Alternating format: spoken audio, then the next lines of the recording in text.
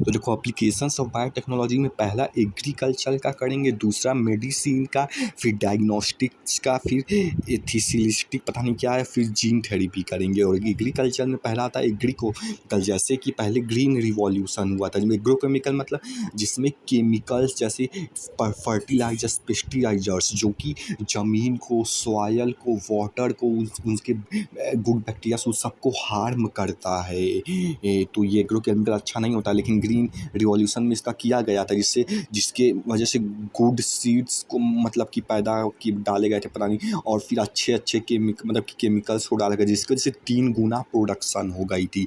पर फिर भी लोगों का पेट नहीं भर पाया, क्योंकि ह्यूमन पॉपुलेशन तब भी बढ़ी तो थी, लेकिन फिर भी ह्यूमन पॉपुलेशन ज़्यादा थी, इसलिए नहीं मतलब कि हो पाया उतना अच्छे से। लेकिन अब फिर अगला आता है ऑर्गेनिक एग्रीकल्चर। मतलब इसमें क्या होता है कि मतलब ये ऑर्गेनिकली बनाया जाता है, जैसे मैन्योर, कंपोस्ट, मतलब ये वाला ऑर्गेनिक मतलब ऑर्गेनिक चीज़ों से, जैसे खाद वगैरह हो गया, जैसे ऑर्गेनिक चीज़ों से। लेकिन अब ऑर्गेनिक है तो ये स्लो भी होगा उसके मुकाबले, लेकिन अच्छा होता है ऑर्गेनिक, स्लो भले होता है। और अगली बार आएगा जेनेटिकली मॉडिफाइड ऑर्गेनिज्म या तो क्रॉप्स मेनली। ये हो गया, मतलब इसको भी अभी पढ़ेंगे और इसको भी अभी पढ़ेंगे। लेकिन उसके पहले पढ़ते हैं टिश्यू कल्चर और सोमैटिक हाइब्रिडाइजेशन। देखो सोमैटिक हाइब्रिडाइजेशन में क्या होता है कि जैसे मान लो टमाटर ले लो और पोटैटो ले लो, अब दोनों का मिक्स कर दो, दोनों का जीन्स, और फिर एक टोमेटो बनाओ, टोमेटो प्लस पोमैटो, अरे टोमेटो प्लस पोटैटो दोनों का हाइब्रिड, मतलब दोनों का कंपोनेंट सब ये बनाओ। टमाटर आलू की सब्जी बनाने के बजाय एक ऐसा बना दो, मतलब इस तरीके से दोनों का जीन्स शेयर करके, वो सोमैटिक हाइब्रिडाइजेशन होता है। टिश्यू कल्चर क्या होता है कि मतलब एक बहुत ही बेहतरीन प्लांट का एकदम डिट्टो कॉपी करने के लिए, थोड़ा सा भी ये नहीं चाहते हैं कि उसमें कुछ चेंज हो, जैसे कि थोड़ा सा भी नहीं चाहते हैं कि बदलाव हो, नहीं, एकदम डिट्टो कॉपी करने के लिए मान लो एक पेड़ है तो उसका कुछ पार्ट तोड़ो, जैसे सेल हो गया, टिश्यू हो गया, मिस्टम हो गया, कुछ पार्ट का टुकड़ा तोड़ो और फिर सो मतलब कि एक ट्यूब के अंदर उसको डालो और फिर उसमें वैसा इन्वायरमेंट दो, जैसे कि न्यूट्रिशन हो गया, न्यूट्रिशन में आ जाएगा ऑर्गेनिक चीज़ें, इनऑर्गेनिक चीज़ें और प्लांट ग्रोथ रेगुलेटर्स, ये सब चीज़ें दो ताकि वो बन पाए।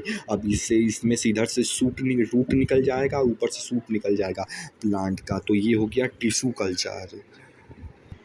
और देखो अब इसमें जो है, इसमें मतलब इसमें जो है, अब ये जो मतलब कि क्या है यार, ये जेनेटिकली मॉडिफाइड क्रॉप्स वाला पार्ट अभी बताने जा रहे हैं। अभी जितना जुबान पे है उतना बता रहा हूँ, फिर बाद में वीडियो देख के बताऊँगा। अभी ये वाला पार्ट मतलब बताने जा रहा हूँ, जेनेटिकली मॉडिफाइड क्रॉप्स। देखो उसमें सबसे पहले तो गोल्डन राइस, देखो सबसे पहले राइस को लेंगे और फिर उसमें बी कार्टून मतलब ये कोई चीज़ होगी जिसका जीन डालेंगे, जिसकी वजह से ये गोल्डन राइस बन जाएगा। और गोल्डन राइस मतलब विटामिन ए इनरिच, जिनको आँख की डेफिशिएंसी होती है, जैसे कि नाइट ब्लाइंडनेस हो गया, उनको लिए ये होता है। इससे न्यूट्रिशन जो होता है चावल का सारा इन्हांस्ड हो जाता है एकदम, और विटामिन ए मतलब इन्रिच्ड हो जाता है इसमें भी। और तो यही इसी की वजह से ये एक तरह का जीन होता है ये राइस में डालने की वजह से। और डालते कैसे हैं, वेक्टर कौन सा यूज करते हैं, एग्रोबैक्टीरियम ट्यूमरेसियस जो भी है वो यूज करते हैं। अब देखो अगला है ये मतलब कि मेडिसिन का हेरोडीन। देखो सबसे पहले तो इसमें हम हेरोडीन का जीन आर्टिफिशियली लैब में मिलाएंगे। ये इनिलीडा में मिलता है, लेकिन वहाँ से क्यों नहीं लेंगे, क्योंकि उससे बहुत ही कम मिलेगा, इसीलिए हम आर्टिफिशियली लैब से बनाएंगे और उसको एक प्लांट में डालेंगे। इसी वेक्टर के थ्रू प्लांट में हम उसे डालेंगे, तो फिर वो जब बड़ा होगा प्लांट तो वो सीड देगा। जिस सीड को मतलब लेंगे, एक्सट्रैक्ट करेंगे, तो उस सीड में भी अब ये हेरोडीन वाली क्वालिटी होगी, इसीलिए क्योंकि वो वहाँ पे अब उसके साथ मिक्स किया था, प्रोडक्ट्स किया था, तो उसमें भी हीरोडीन वाला। हीरोडीन बहुत से मेडिसिन्स वगैरह में, बहुत से चीज़ों में काम आते हैं, मतलब कि बहुत से बीमारियों में, ऐसा कुछ। तो देखो अगला है बीटी कॉटन। देखो कॉटन पेड़ पे लगा रहता था तो इंसेक्ट उस पे अटैक करने आता था अपना फूड लेने, खाना नहीं, तो मतलब कॉटन ख़राब हो जाता था, मुरझा जाता था। तो एक तो कॉटन पे इंसेक्ट अटैक करता था, और एक दूसरी चीज़ है जो कि रुई के अलावा है शायद, पता नहीं ये बैक्टीरिया रुई के अंदर रहता है कि बाहर, वैसे अंदर नहीं रहता होगा, नहीं तो अंदर रहता तो फिर से इस जीन को वापस इसमें क्यों डालने की ज़रूरत पड़ती है, अंदर नहीं, ये दूसरे जगह रुई से बाहर कहीं होता होगा। तो अब मतलब बैक्टीरिया होता है, अब ये इंसेक्ट इस पे भी अटैक करता है, लेकिन इसे नहीं पता था कि ये बैक्टीरिया खतरनाक है। क्यों?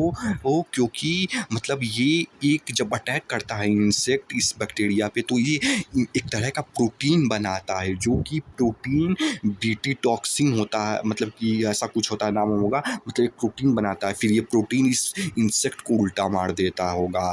तो ये सोचो, अब इस बैक्टीरिया में ये बनाने वाली क्वालिटी है, तो अब हम इस बैक्टीरिया की इस क्वालिटी का जीन्स जो है तोड़ लेंगे, मतलब कि जीन्स को लेके, अब जीन्स को लेके हम वापस से इसमें डाल देंगे, तो अब रुई में भी वो क्वालिटी आ जाएगी इस इंसेक्ट के खिलाफ लड़ने की। हाँ, तो अब अगले पे आते हैं, जो कि ज़ुबान पे नहीं है, वीडियो देख के बताना पड़ेगा। तो उसमें देखो पहला अब ग्रीन रिवॉल्यूशन के बारे में फिर से बताता हूँ। देखो ग्रीन रिवॉल्यूशन में जो चीज़ यूज हुई थी, वो एक बहुत ही बढ़िया क्वालिटी की सीड और केमिकल्स वगैरह यूज हुए थे, HIV सीड्स। तो देखो एक तो मतलब कि पॉपुलेशन बहुत ज़्यादा थी, इसलिए वो 3 गुना भी लगभग कम पड़ गया। और इसमें जो यूज हुआ था, जैसे कि एग्रो केमिकल्स, पेस्टिसाइड, फर्टिलाइजर, वो सब यूज़ किया गया था। और इंडिया डेवलपिंग कंट्री है, यानी कि गरीब कंट्री थी तब, तो इसकी वजह से ये केमिकल्स वगैरह भी इंडिया के लोगों के लिए एक्सपेंसिव पड़ा करता था। तो जिसकी वजह से कि मतलब कि लैंड लॉर्ड्स के पास, बड़े बड़े लोगों के पास, उन लोगों को भी एक्सपेंसिव पड़ा करता था, ऐसा कुछ।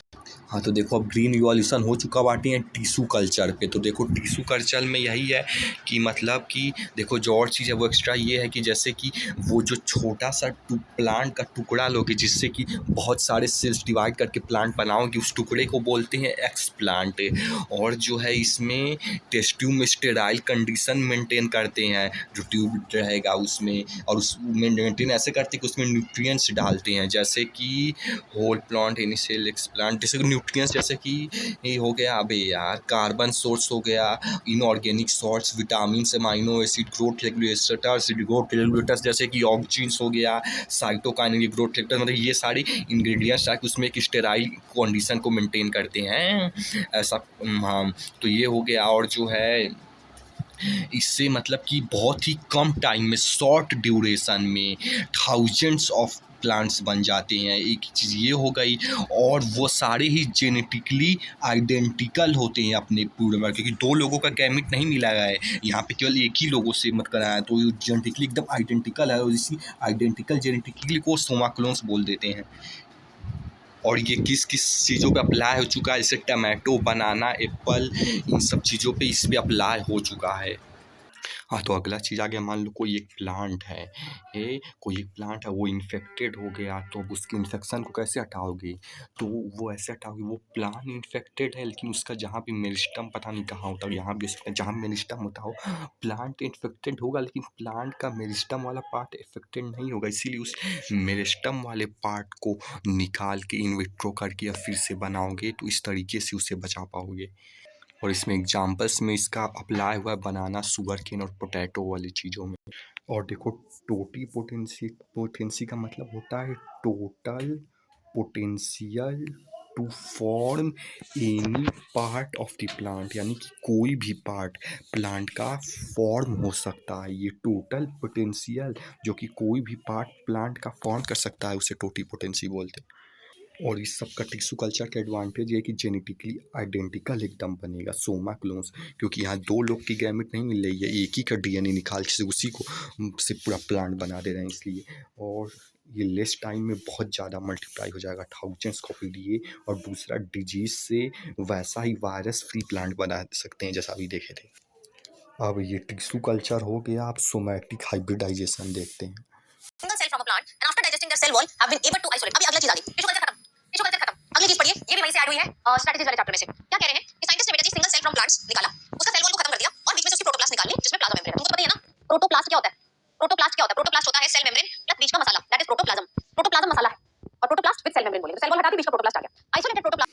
तो देखो अब इसमें मतलब कि 2 ठो का सबसे पहले सेल वॉल मतलब सेल वॉल को मतलब तोड़ा जाए कि प्लाज्मा में जिसको भी तोड़ा गया हो, 2 का तोड़ने के बाद आप दोनों को वो हाइब्रिडाइजेशन करा देंगे। तो आप दोनों के यूनिक कैरेक्टरिंग 2 को हाइब्रिडाइजेशन कराएँगे। इसका तो उसे सोमैटिक हाइब्रिड बोलते हैं। और हाइब्रिडाइजेशन सोमैटिक क्यों बोला इसको? सोमैटिक इसलिए बोला क्योंकि हमने गैमेट्स की बात ही नहीं की। जैसे हमारे में भी तो सोमैटिक क्रोमोसोम है 1 to 22 का पेयर। गैमेट्स की जर्म प्लाज्म की बात ही नहीं हो रही है यहाँ पर। हमने सीधा सीधा 2 प्लांट के प्रोटोप्लाज्म को फ्यूज कर दिया। इसको सोमैटिक हाइब्रिडाइजेशन। तो यही है टोमेटो और पोटैटो का मिलाने के बाद पोमैटो बना, लेकिन उसको यूज करने लायक नहीं था, तो बस यही था। तो देखो जैसा कि 2 ठो को लिए V1 V2 उसका सबसे पहले सेल वॉल को डाइजेस्ट करना है। सेल वॉल को डाइजेस्ट कर लोगे तो प्रोटोप्लास्ट मिला था जो बताया गया था। अब उस दोनों प्रोटोप्लास्ट को जिसका सेल वॉल डाइजेस्ट हो चुका उसको अब दोनों को मिला दोगे तो हाइब्रिड प्रोटोप्लास्ट बनेगा, जिससे कि न्यू प्लांट फॉर्म होगा जैसे पोमैटो। हाँ, तो अब ये भी हो गया सोमैटिक हाइब्रिडाइजेशन। अब आता है जेनेटिकली मॉडिफाइड, ये भी हो गया। अब आता है जेनेटिकली मॉडिफाइड क्रॉप्स वगैरह, इसके बारे में। तो उस चीज़ से हम ऐसा पौधा बनाने चाहते हैं जिससे धूप छाँव गर्मी ठंडी किसी से कोई इफेक्ट ना पड़े, ये बायोटिक हो पूरा, किसी से ना किसी भी तरह का स्ट्रेस से ना इफेक्ट पड़े। पहला तो ये रेजिस्टेंट हो सब चीज़ों के, और दूसरा कि उस पर कोई भी इंसेक्ट का अटैक करे तो इफेक्ट ना पड़े, पेस्ट रेजिस्टेंट हो। और दूसरा कि मतलब पोस्ट हार्वेस्ट लॉस यानी कि जब पूरी कटाई करने के बाद लॉस ना बचे या तो बहुत कम बचे। और जैसे और अगला न्यूट्रिशनल क्वालिटी भी हाई हो और मिनरल यूजेस भी हाई हो। तो ये सब कंपोनेंट जब मिलेंगे तो उसे जेनेटिक मॉडिफाइड ऑर्गेनिज्म या क्रॉप या ट्रांसजेनिक प्लांट बोलेंगे, ये सब बायोटेक से। तो जैसा कि यहाँ पे 3 ठो मतलब कि ये बना था, तो उसी में का तीसरा में का जो कॉटन को नुकसान पहुँचाता था, तो वह यही सब वो इंसेक्ट वगैरह हैं जो कि नुकसान पहुँचाते हैं। और अगली चीज़ मारने के लिए इंसेक्ट को मारने के लिए मुझे क्या चाहिए? टॉक्सिन। क्या चाहिए? टॉक्सिन। ठीक है, ये जो टॉक्सिन है ये बनता है वाया बेटा जी जीन्स। इस जीन को हम लोग बोलते हैं ट्राइजीन। क्या बोलते हैं? ट्राइजीन, या फिर इसको बीटी टॉक्सिन जीन बोल सकते हो। BT toxin gene. ट्राई क्यों बोला है? रोता रहता है, ट्राई इसलिए बोला बेटा, रोता रहता है, क्रिस्टलाइजेबल प्रोटीन बनाता है, इसलिए इसको बोलते हैं बीटी टॉक्सिन। ये जो टॉक्सिन है जब ये बनता है तो बैक्टीरिया के गट में बेटा जी ये जो टॉक्सिन है ये प्रोटॉक्सिन की फॉर्म में बनता है। प्रोटॉक्सिन माने इनएक्टिव टॉक्सिन की फॉर्म में बनता है। लेकिन ये जब प्रोटॉक्सिन जाता है इंसेक्ट की गट में, कहां जाता है? इंसेक्ट की गट में। इंसेक्ट के गट में इसको मिलती है अल्कलाइन पीएच। क्या मिलती है? Alkaline pH. इससे क्या होता है कि ये जो प्रोटॉक्सिन है ये एक्टिवेट हो जाता है, ये एक्टिवेट हो जाता है और इससे सॉल्युबल क्रिस्टल्स निकलने लगते हैं। सॉल्युबल क्रिस्टल्स निकलने लगते हैं जो कि क्या करते हैं? इंसेक्ट की मिडगट से स्टिक हो जाएंगे। They will stick to the midgut of insect, midgut of insect, and बेटा जी उसके अंदर कर देंगे खूब छेद अल्टीमेटली क्या हो जाएगा? Lysis and the insect will die. तो अपन को यही जीन डालना है कॉटन में, कॉटन को बना देना है बीटी कॉटन। तो इंसेक्ट जब कॉटन को खाएगा तो इनएक्टिव टॉक्सिन उसके अंदर जाकर एक्टिवेट होगा और ये सारी कहानी से अल्टीमेटली बेटा जी that cotton will be saved from that insect. ठीक है, that cotton will be saved from that insect. तो इस तरीके से इंसेक्ट मारेगा, इंसेक्ट का जीन उसमें जाएगा, मतलब कि डॉट्स कनेक्ट कर